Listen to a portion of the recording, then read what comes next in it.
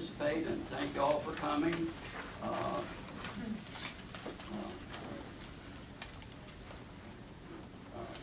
So we'll have the roll call. All commissioners are here. Okay, we'll have the Pledge of Allegiance.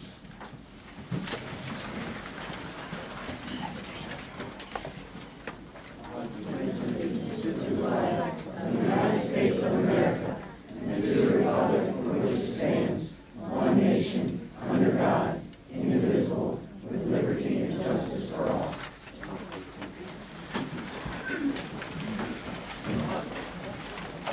Now, a moment of silence for everybody to contemplate whatever you want to contemplate.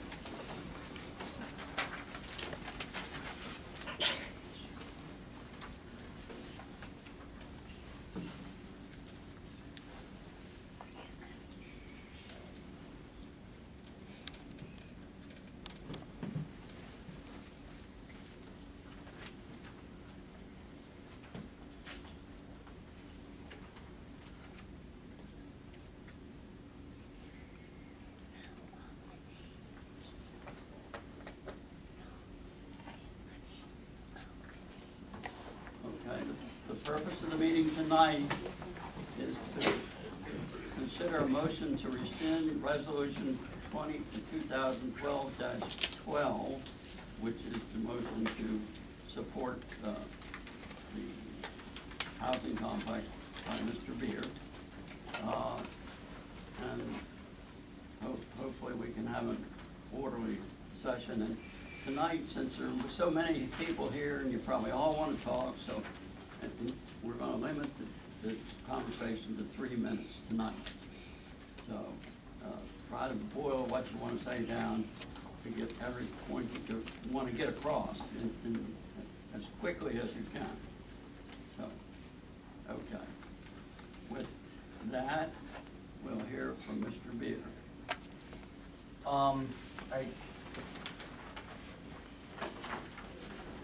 This is Mr. George Beer. He's the sponsor of Maple Heights Apartments.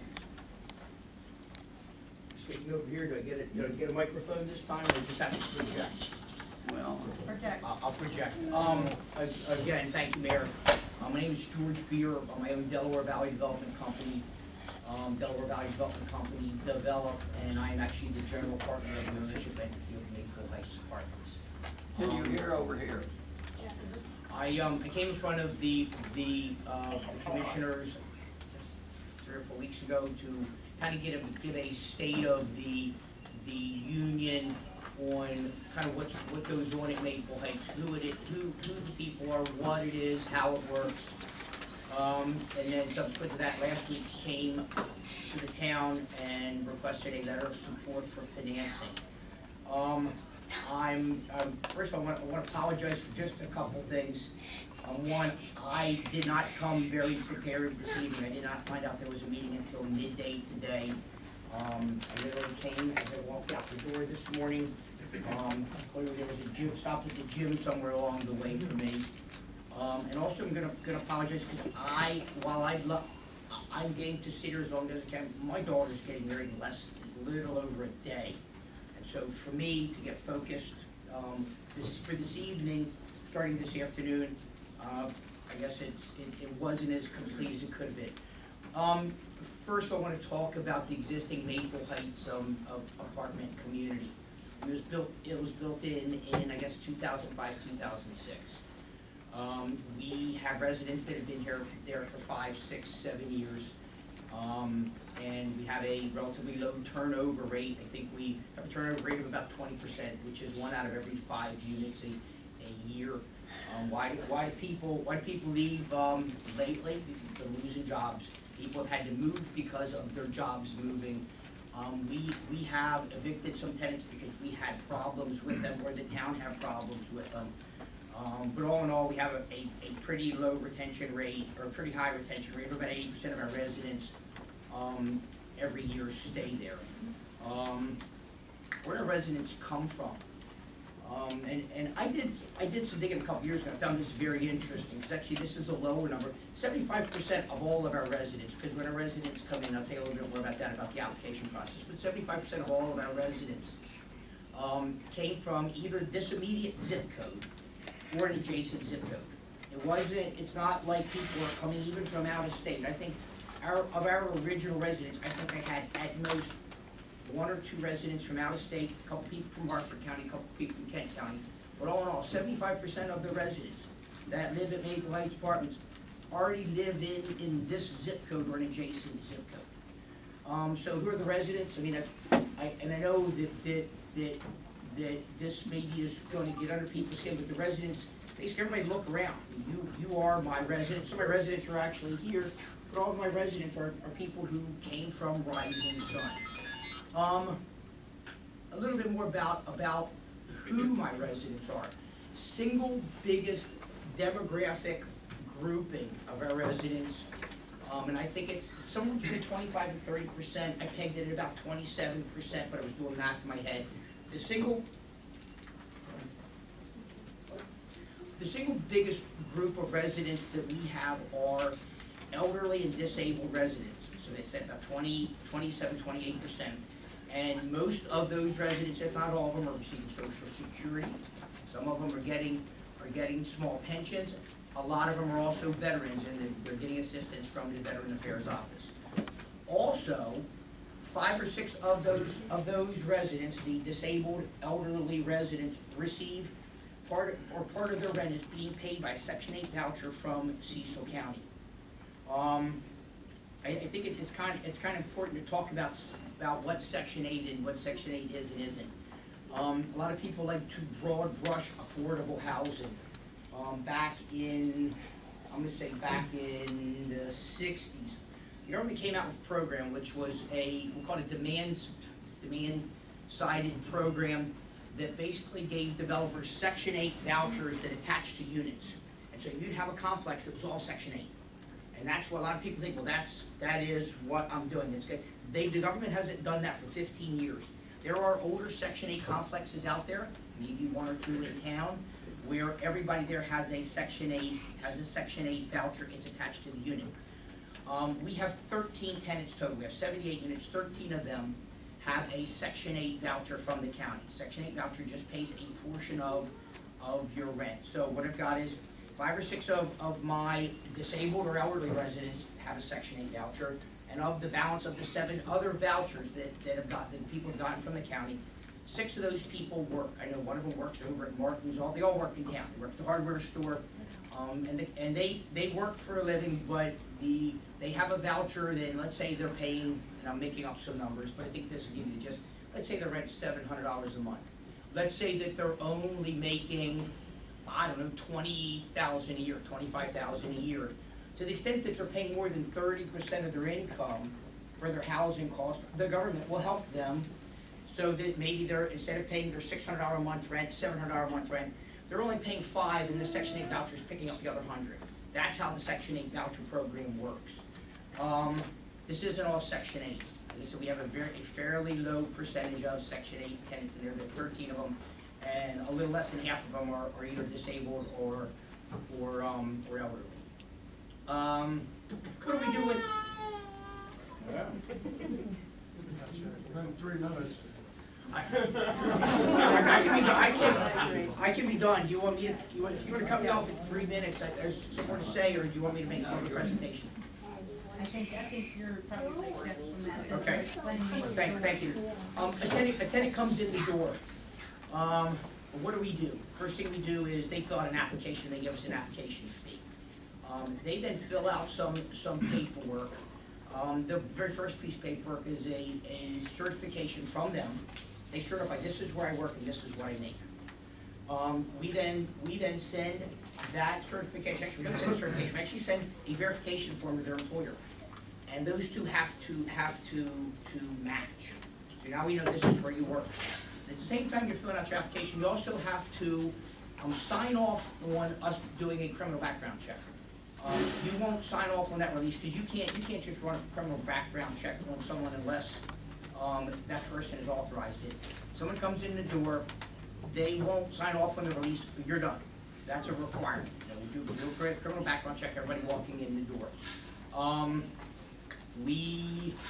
What else do we check for naturalized citizens, and to the extent that you are here illegally, you can't live there.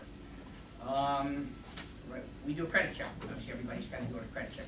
We also do a reference check, and we look for past landlord references, and this is kind of real, because I've actually had people ask me if I provide a reference for them to live in another one of my communities very recently, and I was sent some paperwork I had to fill out, even though I own this apartment complex. So a lot of stuff here, there's 7 things we go through, everything's gotta kinda match up. If we do, and we have a very long lease form, it's about an 8-10 pages, maybe longer, probably another 20 pages of attachments to that lease form that set up some rules. You know, I would prefer and ask you, and if you do it more than once, I'm probably gonna evict you. I don't want you like to change oil out in the parking lot. I want you to keep your apartment in a tidy fashion. We walk through these units every 3 months. The state will be here once a year. The state will go through all of my files, and probably 20% of my units on a regular basis. So this isn't something without a checks and balance system. We pay taxes. I think we provide something very useful to the town, because when you look at the list of residents, and I've got a list there, and I don't have names, but what I do is I have a list of where the people work, and basically they all work kind of in town, and it's either, I call it the butcher, the baker, or the candlestick maker. But those are typically the people who are housing. I have reasonably priced rents. I have income restrictions for my tenants. What are those? Well, one, we are not, there are rungs of housing below what we build. There is older Section 8, there's something called public housing, which is where the government's giving away housing. Kind of the basic first step. Second level is the older Section 8 projects, which is kind of the government giving away housing. Looks a little different, but that's kind of what we're doing. Next step up are like the USDA programs and such, and the Section 8 program. They serve lower income levels than we do. We serve a level of income that is 60% of an area median income, which is artificially high in this area, but the net of this, our tenants, a typical family moving in, can't make more than about $49,000 a year. The reality of them being able to pay rent is that they gotta make about, and Michelle Hinkle's here, Michelle actually is is the manager of Main Place. Typically, if someone's moving into a 6-10 unit, they need to make probably at least $25,000 a We year. do have minimum income requirements for each one of the rental rates. So- 1, 2, 3 bedrooms, each bedroom size has 4 rental rates. So- Minimum income is required. So the net is we're kind of dealing with a band of people making 20 to 25 to 50. And basically the program's kind of got a neat history to it, misnamed low income housing tax credit program, because anybody in my world making $49,000 a year is not really a low income person. That person is of modest means, or moderate income. They're the people that make most communities run. So we're dealing with the band. Interesting history of the program. The program came out of the Tax Reform Act of '86, and it was really put in place to give an incentive to developers, to continue to produce housing, rental housing that was affordable to the working class. Because what happened in '86 is, I know I'm kind of dating myself, most of the tax benefits associated with building housing kind of went away. And you truncate your I'll truncate. A couple concerns people had, and I know their concerns. You're gonna have one. There is this misconception that being next to a tax credit community is going to lower your property value. I've got 5 or 6 studies, and I've got them with me, and I'd be glad to present them to the board. One was done at Harvard, one was done out in California, where they went back and looked at, well, what happened when an affordable housing community was built next to a neighborhood, what happened to property values, trying to take into account recessions and all. But it's just not true.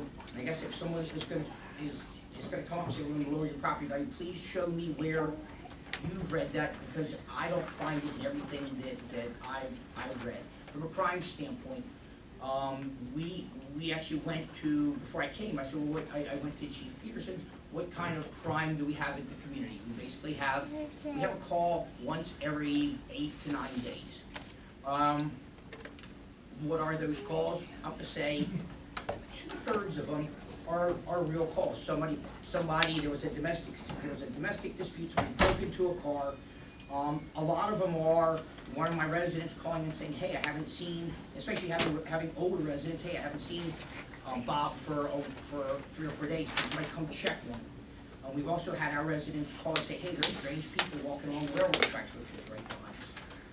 Do we have any more police calls, safety-oriented calls than any other community of 78 people? No, and Chief Peterson told me that himself. I don't generate a whole bunch of traffic. We typically have a little over a car per household. We have an older, and it gets skewed because with some of our older tenants or disabled tenants, they don't have any cars. We're not throwing a whole bunch of traffic out there on the road. We're not big users of water and sewer. We're burning up about 75 gallons a unit a day, where most single-family homes are burning up 200 gallons per unit per day. I could go, Mayor Fisher, go on and on and on and on. Yeah, I know. But there's a lot of people here. We're limited in. Yeah, a lot of people. Wrap it up. Okay. Gotcha. A lot of people, I guess, are gonna have concerns, and I'd rather sit down and write down what those concerns are now, as opposed to me trying to hit every concern everybody might have, because I could spend a great deal of time. We're So, gonna hear what people's concerns are. okay, I'm done. Thank you. Thank you. So, now, I'm due for this. Okay. Is this the order it was done in? Does anybody know? It was on top of it. The top is the first page. Okay. Matthew, I can't read the writing, but it's T-E-T A-U-L-T, is that right? Huh? 123 Maple Heights Court. 123 Maple Heights Court. Not here? He's right here. I think he signed in not knowing he was signing to speak. He was just signing in. Oh, you just signed it. Oh, okay. Well, okay. I just assumed everybody wanted to speak. Okay, Karen Long is the first. These are the ones to speak. Karen Long. Okay, right here. Okay, if you project it, You wanna go up there, or just stay here? I think it would be better so you're facing everybody. Okay. This is my story. A number of years ago, my husband and I moved into a new subdivision. in Can a you new hear city. back there? Can you hear? Yes.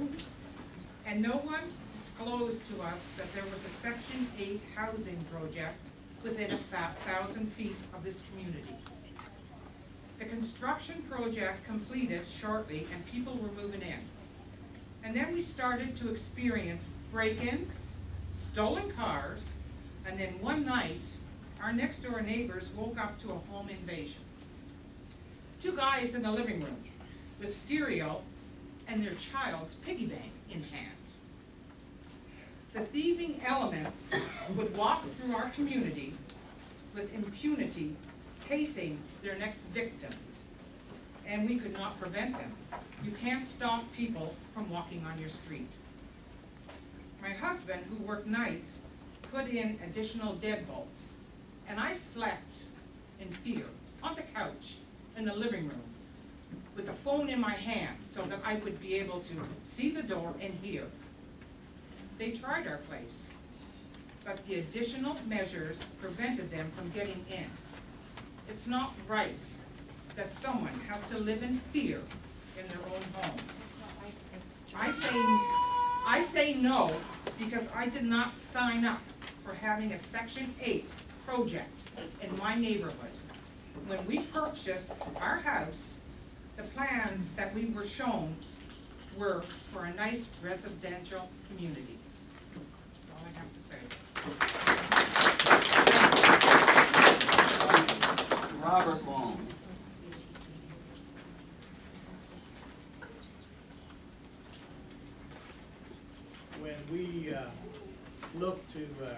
relocate to buy a new home, you were looking for a community that would be relatively crime-free. See, I work in New Jersey. I'm here tonight, but I work in New Jersey, and my wife's alone all week long, every week. I've done this for the last 7 years. And I'll tell you, I did my research, and this town is a nice town. I mean, you know, taxes are a little high, but then you got that good sense of security, and that kind of compensates, and you're willing to pay for that kind of thing. I don't feel safe anymore. That sense of security has been shattered when I found out that there would be 60 units that would be built starting 250 feet from my house. And you know what? The house she was talking about, I sold it at a loss to get out of that area. And I don't want to have to do that here. I'm tired of losing money. I say no to this because I never signed up for this thing. The developer showed us plats. And the houses that were going to be in that area were not Section 8. They were townhomes, they were twins, they were single-family homes, and none of it was affordable housing. None of it was designed to be potentially all Section 8. Potentially, it could be all 60 people moving in would be Section 8 people. And that's the truth. And for that reason, I say no.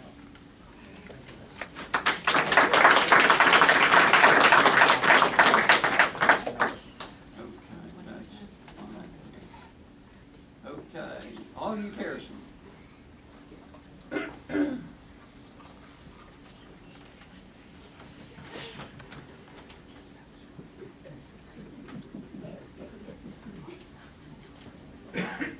Pearson, 102 Little Brick Court. I'm here tonight, not so much for the problem with Maple Heights. Been this route, several of us have already been down this road with Mr. Pierce. What I'm more concerned with tonight, folks, is having read the county commissioner's minutes, was something quite different than what I was led to believe at the meeting 2 weeks ago. I believe that Mr. Beard's going to ask for concessions on either permitting or possibly the release of any impact fees. Now, my problem is, folks, and it comes down to this: we gave our word to the residents when we started this new water and sewer plant that no developer, none, would get breaks. That's what got us into this mess, was the developers getting breaks. And quite frankly, I believe the timing on Mr. Beers is because Mr. Mummy and Mr. Callahan and I are gone. Because he knew there was a nice huge chance, and you know what, of getting us to go along with this with any kind of concession. And I ask that you consider that. That is a key factor to all the residents. And the fact that Perryville is Perryville has already agreed to give concessions. What is going to stop Rising Sun? I think my 3 minutes are up, Mr. Fisher. Thank you.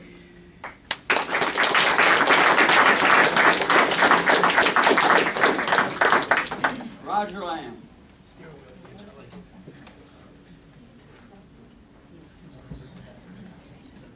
Hi, I'm Roger Lamb. I live on Stevens Road. I got to see these apartments go up as they started. I appreciate the opportunity to give the citizens a chance to voice their concerns about this approval of a letter of recommendation for Tom Fear and Delaware Valley Development. But I'm dumbfounded why this motion was made, and without hearing any comment from the public, it was voted for. Incidentally, I kind of think that, well versed in what's going on here, because when this started going in, we got involved, and we couldn't stop it. Once the letter went, there was even letters from the Department of Community Housing and Development said that this is what your town wants, you elected these people, and you have to, we're gonna approve everything.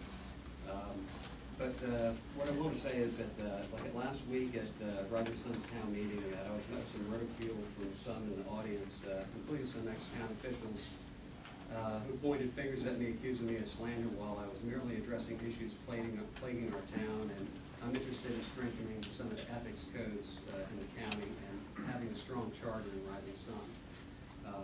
I come to these meetings to promote better development and not paint Rising Sun in a bad light. If there are problems in which I speak were considered and or fixed, I'd have no reason to be here.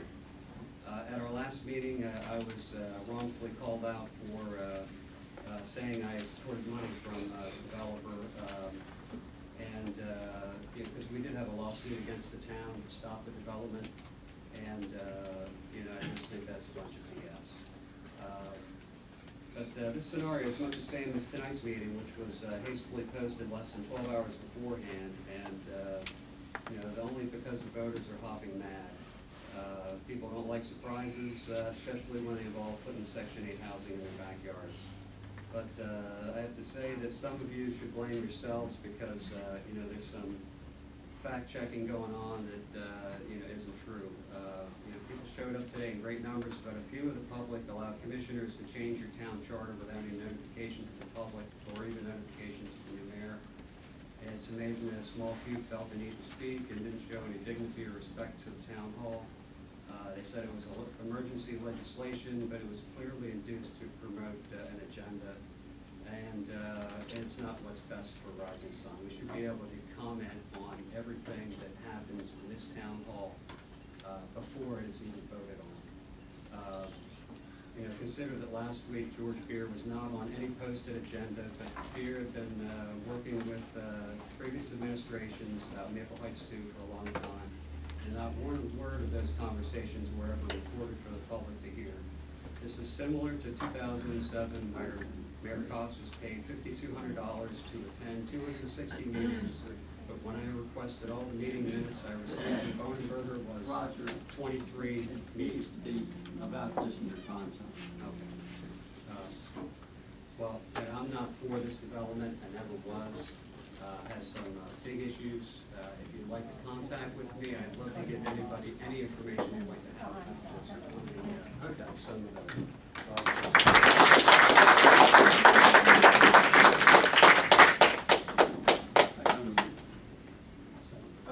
Okay.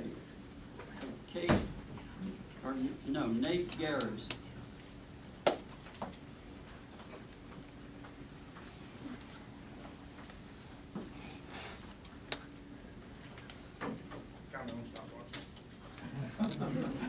Nate Garris, live at 205 Maple Leaf Drive. First statement is, poor planning on Mr. Beer's part does not create an emergency on the town's part to push this through. No research has been done as to how this is going to impact the town itself. All right? He's talking about traffic study. I live there. I work midnight shift. Every day I'm out there walking my kids. There are more cars going back there from Pennsylvania every day, okay? I challenge you to do a traffic study. Do a traffic study, and you see the traffic impact that goes back to that neighborhood. It is not the residents. There's more traffic going back. I don't know what's wrong back there. I don't want to know. I got enough problems in Harford County. I don't care about over here. But I'm telling you that that's going on. So you need to do that. Secondly, he's talking about the home value. It's not necessarily like the value of the home that the county assesses my property at. It's about what happens when I'm trying to sell my home and that prospective buyer comes in, makes the left on the Maple Leaf Drive, and the first thing they see is the apartment complex. Right? If you have an educated buyer, which most are today, they're going to do some research. And they're going to find out, I don't care if there's 2 Section 8 apartments in there. They're not going to buy my house. But it's not for the market value I want. So it's not about what the county assesses it at. It's about what the market says it's going to sell for and whether or not I can sell it. That's what it's about. So, I got off track. Last point. I worked in Section 8 housing for the last 10 years. All I did was work Section 8 developments in Harford County. I'm a sheriff's office, Harford County Sheriff's Office. All I'm a little shook up because I was the first one on scene this morning for the guy that died, okay?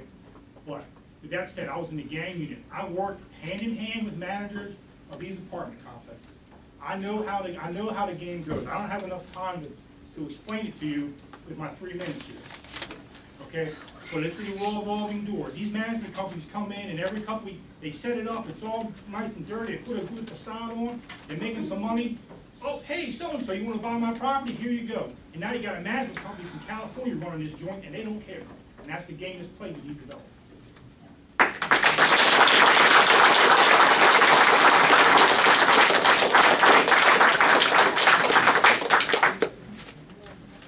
Lee Emsley. Pass, thank you. Okay. Sean McGill, Delaney, or? Pass.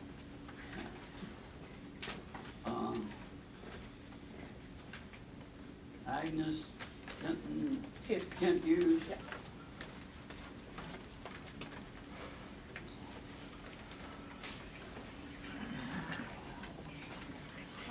I live on Maple Leaf Heights as well, and my issue is honestly, I'm appalled by our local government. The problem that, when we moved in here, we, just like everybody else, got hit with the water sewer issue. I'm not sure how this developer is not actually paying, or is not gonna pay the water sewer, but we have to, as residents, incur this additional cost, and then you waive it. I'm not really understanding how that's even allowed or A little possible. louder. I'm sure they can hear me. My other issue is honestly is the neighborhood. I moved to Rising Sun. We looked for a very long time. I lived in Elkton most of my entire life, and we looked for a very long time to where we're gonna have a family and we're gonna establish a family, and we chose Rising Sun for the fact that it's a small town feel. I'm all open for everybody to have a house where they can afford it. Great, fantastic, but not at my family's expense. We have 2 little kids. Our neighborhood is full of kids. It's such a great neighborhood. When this goes in, I'm gonna guarantee you, most of these people are gonna move. And no one's gonna vote for when these votes are up again for you folks. Because honestly, you're leaving us in the dirt. It's not fair. You're taking the fact that this developer needs money, so this place has been sitting here, not mowed, just dirty, the roads have not been paved, and now all of a sudden the guy's like, well, I need money, let's just build whatever's available, let's just take any money that's out there. It's honestly, it's just disheartening. And I need you to think about all the people here that have made the right decisions, that work hard, that do have those homes. And regardless of what you say, that there's no values not gonna go down, that is such BS. Who wants to move to a neighborhood when there is we're gonna have less houses in the regular neighborhood compared to the rest. So you're gonna look at that as a Section 8 development. It's not fair. It's not fair to all of us who work really hard and to do the right thing. And who pay extremely a lot of money, and all the house values went down anyway because of the economy, so now they're gonna go down again. That's not fair. We work, and again, I'm open to anybody who wants a house. There's a house for sale across the street from me. Buy it. You want more houses? There's tons of inventory in Cecil County. Go buy houses. But don't affect our neighborhood and our values of our homes because somebody wants to make a buck, because there's land's been sitting there because they can't sell it. It's not fair. Thank you.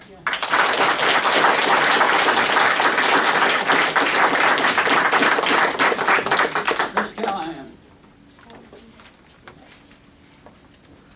My name's Chris Callahan, I live at 20 Mount Street. I'm not really here in support of the homeowners that live in Maple Heights. I'm not here in support of Mr. Beers. What I am here in support of is this town and its townspeople. Thank you, Augie, because you took the words right out of my mouth. This developer is gonna want concessions. That goes against everything that we put up, tried to do, and are continuing to try to do. There is no one that should build in this town that should get any kind of concession whatsoever. Everyone needs to pay their fair share. We brought these rates upon ourselves. I pay it too.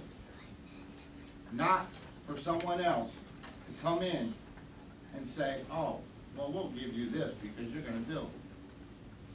No, I don't think that there should be Section 8 housing in there. These homeowners are exactly correct. That's what's gonna happen, not tomorrow, not 6 months from now, but maybe 2, 3, 5 years from now. What's it gonna look like? I am absolutely appalled that you guys voted for it. I cannot believe that you didn't stand up and say, wait, we need to look at it. Because that's what you need to do. What are you putting this town towards when you vote that way and you don't look at everything? I urge you to reconsider it.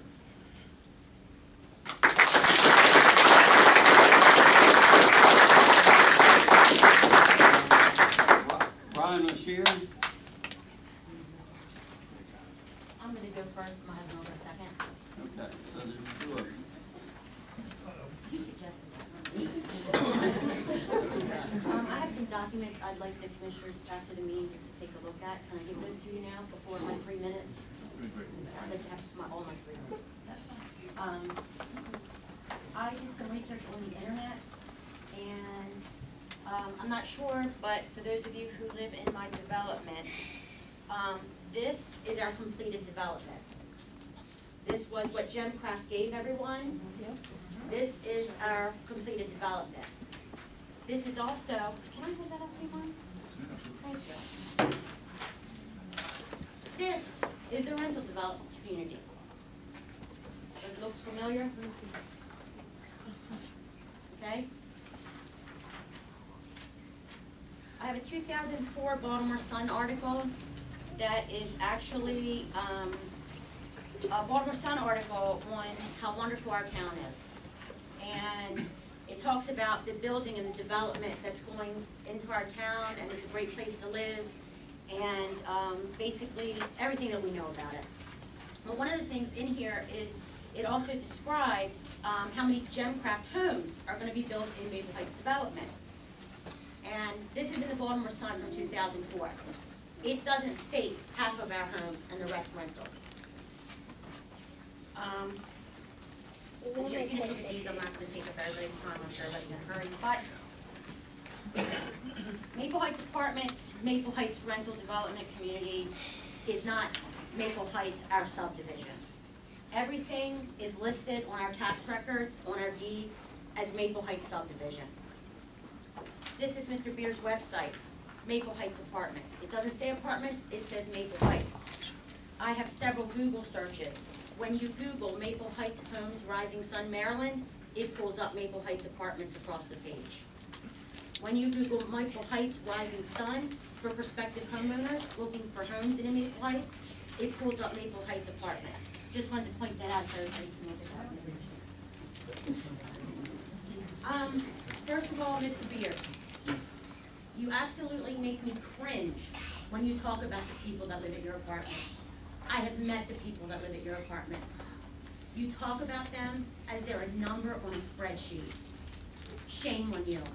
No, I have 3 minutes. No, I I have 3 minutes. Don't talk to me. I have 3 minutes. You don't like the people I on have my 3 register, you minutes. talk to them. I have 3 minutes to talk. Okay. Thank you. When you sat up here and you told everyone about the people that live in your developments, no one in my community, no one in Rising Sun is any different than those people that live in your developments. No one. I rented, at one point before I met my husband, I was a single mother with 2 kids, renting a small apartment in the top of a house. We all know what it's like to rent. What we're here for has nothing to do with people. It has to do with what's right.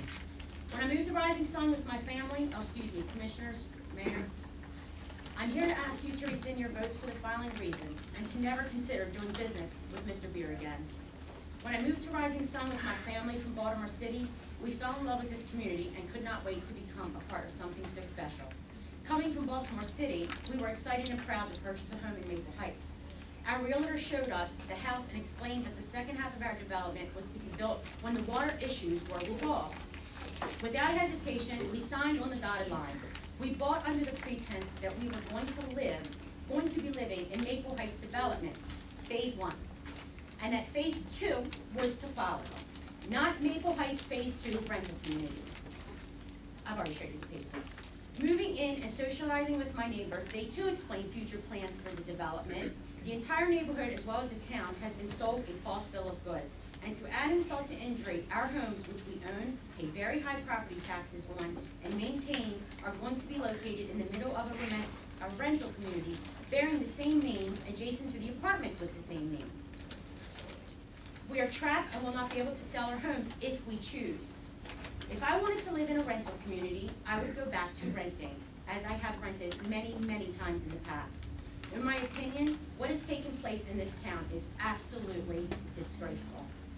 The commissioners voted on Mr. Beers' resolution as if it would not affect, as if it would not affect not only Maple Heights homeowners, but the entire town.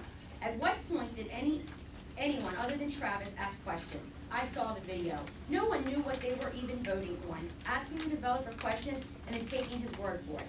Did anyone ever research the funding he was applying for? Mr. Beers, how do you justify applying for funds that help revitalize communities when you're plunking down a low-income rental community right next to communities that are filled with $200,000 and $300,000 homes? Not to mention Brian's Grace, Rising Hills, and other houses and farms and businesses in the area. What part of Rising Sun needs revitalization? I'm just asking what low-income housing.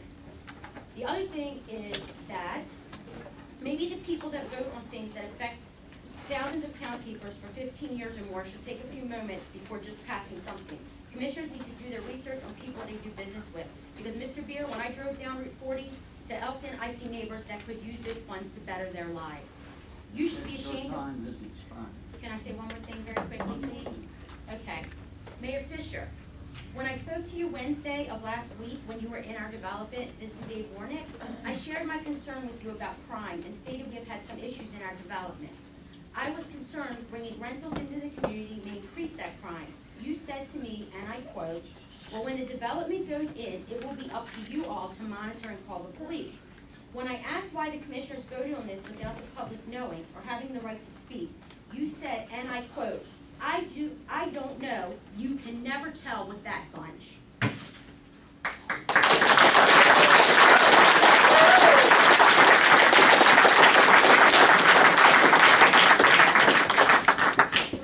Okay, now your husband.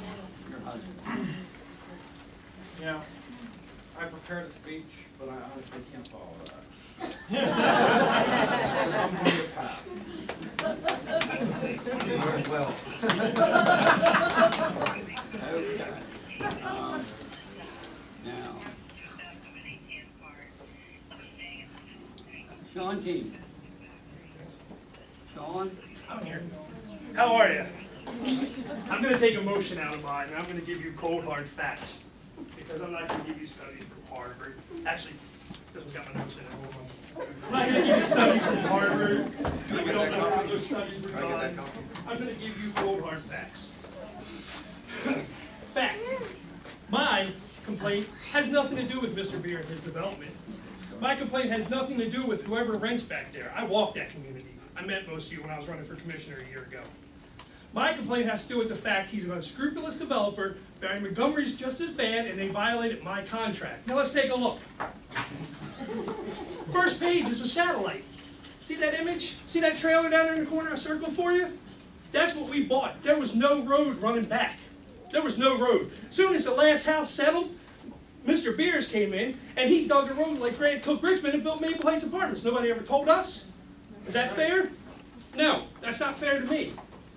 Take a look at the second one. Part of my contract. Part of my contract, Mr. Beers. This is what Maple Heights said they're going to build. Take a look at the plat, where we're going to lose 3. Count them, 3 spaces of open space that was promised us by your buddy and neighbor, Barry Montgomery. Take a look at the next one, right there. See that? I kind of labeled those for you because it's a little closer where you can see those common spaces. And here's where you can see where common spaces go away. Namely, with your little loop at the end of this. Oh, hey, let's talk about Barry Montgomery. Look at this. Who bought Maple Heights when it was first built? Who knew there was a homeowners association? Yeah, I didn't pay 16 to 20 on my contract. They never checked it. It's right there. That's how you guys do business. December 9th, 2011, the grant opened up that you have to apply for by the 11th. Here it is. It's right here in black and white. Don't deny. You guys have it. Must be applied for by September 11th. The other one is September 20th. So which one are you applying for? Next one. Let's look at this. Competitive grant funding. If you go for one, you gotta lock those houses up for 40 years. 40 years. It's right here in black and white. I've already talked to the guy from the housing department. Go down to the bottom of that page, local government involvement. You're on the hook for $500,000, people, or $500,000 of in-kind contributions. If you don't believe me, go to the next one. It says the same thing, and if you don't believe me, oh look, commissioner meetings. You were at the commissioners meeting on August 28th, right? You shook your head when you said Perryville was contributing anything, contributing. You shook your head, no, I watched it. Mr. Beers discussed that support from the town of Perryville. Support from the town of Perryville. Now you have to give him support to build them because it's right there in black and white. I'm not making this up. I'm not making this up. Oh, what's the last page? Oh, look at this. The absolute worst place to live. Management is a joke. I have nothing against people back there, okay? This is about management. All these reviews are about the management. Who was the lady who was in charge? I know exactly. Oh, who doesn't do anything? Do you know how many complaints I got about what was going on back there, about management? About management and the way it was run? You say, oh, I ride through there. You made it a point to say, Barry Montgomery and I are neighbors. Put it between your houses.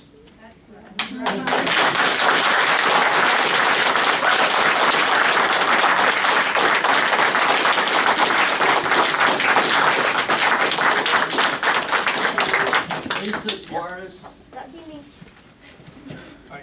I'm not going to the podium because you probably won't be able to see me behind it. I'm Lisa Torres. I own the vet clinic in Are you town. here back there?